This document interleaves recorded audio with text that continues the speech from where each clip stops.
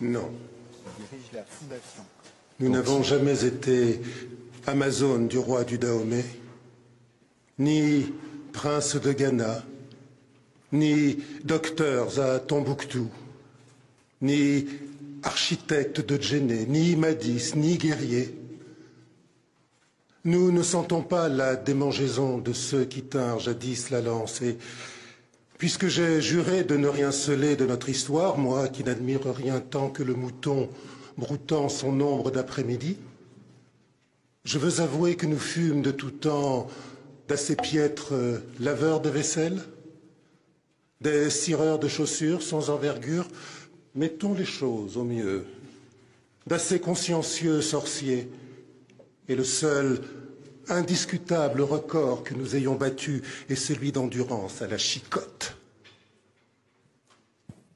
Et ce pays cria pendant des siècles que nous sommes des bêtes brutes, que les pulsations de l'humanité s'arrêtent aux portes de la nègrerie, que nous sommes un fumier ambulant hideusement prometteur de cannes tendres et de coton soyeux, et l'on nous marquait au fer rouge, et nous dormions dans nos excréments, et l'on nous vendait sur les places, et l'aune de drap anglais et la viande salée d'Irlande coûtaient moins cher que nous. Et ce pays était calme, tranquille, disant que l'Esprit de Dieu était dans ses actes. Nous, vomissures de négriers, nous, véneries de calebards, j'entends de la cale monter les malédictions enchaînées, les hoquettements des mourants, le bruit d'un qu'on jette à la mer, les abois d'une femme en gésine, des raclements d'ongles cherchant des gorges, des ricanements de fouet, des farfouillis de vermine parmi des lassitudes. Ainsi soit-il, c'était écrit dans la forme de leur bassin. Ceux qui n'ont inventé ni la poudre ni la boussole, ceux qui n'ont jamais su dompter la vapeur ni l'électricité, ceux qui n'ont exploré ni les mers ni le ciel, mais ceux sans qui la terre ne serait pas la terre. Gibbosité d'autant plus bienfaisante que la terre déserte davantage la terre. Ma négritude n'est pas une pierre, sa surdité ruée contre la clameur du jour. Ma négritude n'est pas une tête d'eau morte sur l'œil mort de la terre.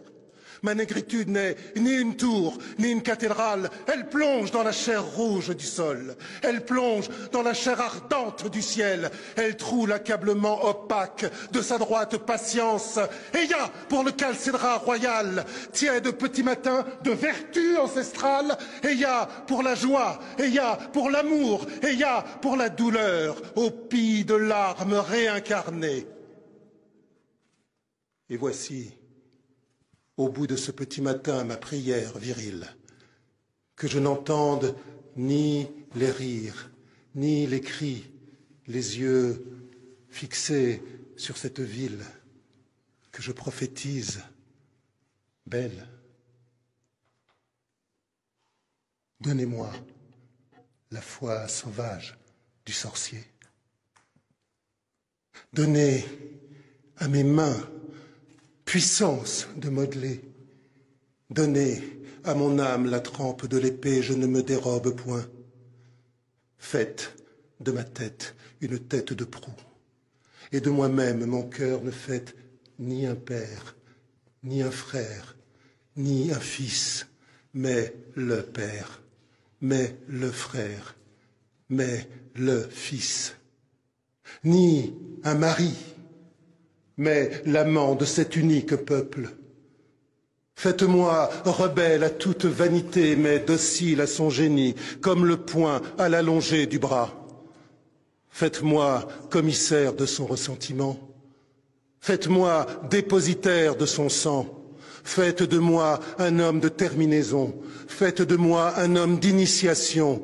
Faites de moi un homme de recueillement, mais faites aussi de moi un homme d'ensemencement. Faites de moi l'exécuteur de ces œuvres hautes. Voici le temps de se ceindre les reins comme un vaillant homme. Mais, les faisant, mon cœur Préservez-moi de toute haine. Ne faites point de moi cet homme de haine pour qui je n'ai que haine, car, pour me cantonner en cette unique race, vous savez pourtant mon amour tyrannique.